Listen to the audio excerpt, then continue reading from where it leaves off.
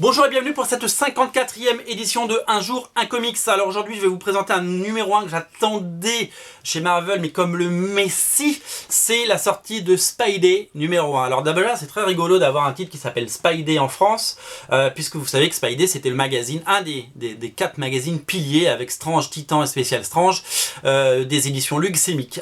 Donc voilà, donc nous on a aux États-Unis il y a un Spidey qui sort enfin, et donc quand ça va sortir en VF ça va être rigolo. Ensuite, parce que le concept était absolument génial.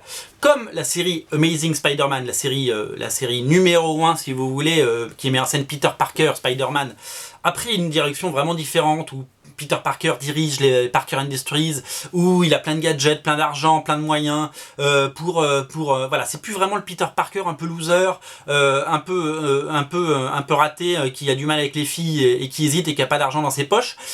C'est pas le Peter Parker qu'on aime forcément lire et voir. Et plutôt que de refaire un Ultimate Spider-Man dans une continuité lointaine, dans une réalité différente, Marvel a décidé de sortir une série qui s'appelle Spidey et de situer cette série à notre époque, mais si vous voulez faire en sorte que Peter Parker ait 15 ans. Donc c'est une espèce de flashback en fait, voilà, c'est un simple flashback, c'est des aventures inédites de Peter Parker Spider-Man quand il avait 16 ans au lycée.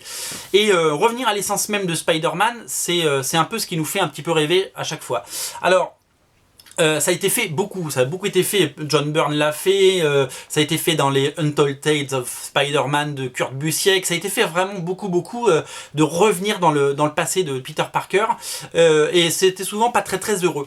Là pour le coup, j'attendais cette série parce que d'abord, elle est scénarisée par Robbie Thompson, et elle est dessinée par un gars que j'adore, le dessinateur de Wolverine and the X-Men et de Gardiens de la Galaxie, qui s'appelle Nick Bradshaw. Nick Bradshaw qui nous fait un Peter Parker, un Spider-Man tout en rondeur, entre Steve Ditko, si vous voulez, et Mike Wieringo. C'est vraiment absolument génial. Ça se passe de nos jours, hein, il y a des selfies, il y a Internet, etc. On n'est pas dans les années 60, ça se passe de nos jours, et Peter Parker, voilà, il a sauvé le monde, et du coup il arrive en retard à l'école, et donc il doit se changer dans les toilettes, et puis voilà, et regardez le dessin, regardez le Peter Parker de Nick Bradshaw comme il est super chouette, c'est cartoony à souhait, c'est vraiment génial. Le dessin est somptueux, c'est vraiment, ça fourmille de détails et c'est vraiment super, c'est vraiment excellent. Le love interest de Peter Parker n'est pas Mary Jane Watson Parker, mais bien Gwen Stacy, et ça c'est un petit plus.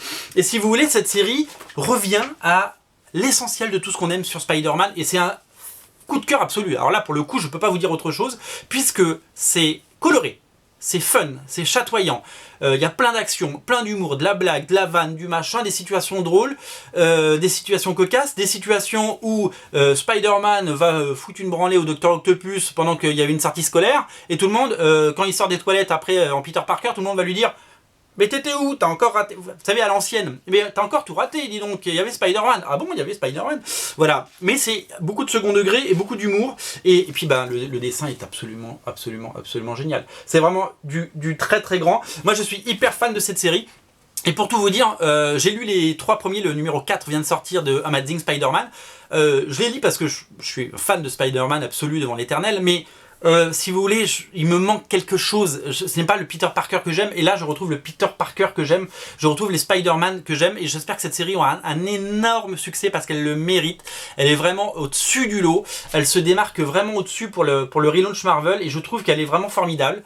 Je retrouve tous les éléments que j'aime dans Spider-Man, dans cette série, et rien que pour ça, elle est géniale. Je l'ai dévorée, c'est simple, je l'ai dévorée. J'ai trouvé ça absolument fabuleux. Regardez, voilà, Peter Parker qui se change, Peter Parker en action, c'est exactement le Spider-Man qu'on a aimé dans les années 80, mais avec l'intelligence des comics d'aujourd'hui. Il n'y a pas des bulles de pensée, enfin si, il y en a quelques-unes, mais il n'y en a pas 250 000.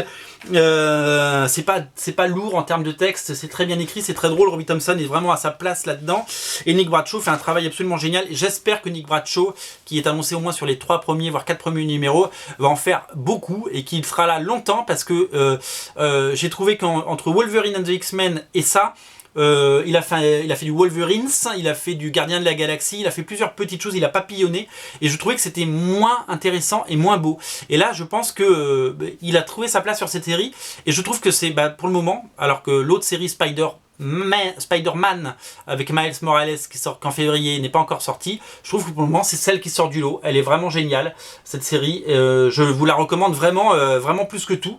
Voilà, je trouve que c'est un duo gagnant, Robbie Thompson, Nick Bradshaw, et je vous la recommande vraiment. Voilà, c'était la 53e émission consacrée à Spidey. Véritable coup de cœur, je vous l'ai dit. N'hésitez pas à aller chercher cette série sur originalcomics.fr. Voilà, 52e émission d'un jour un comics. On se retrouve demain pour vous parler d'un autre comics. D'ici là, prenez soin de vous. Salut!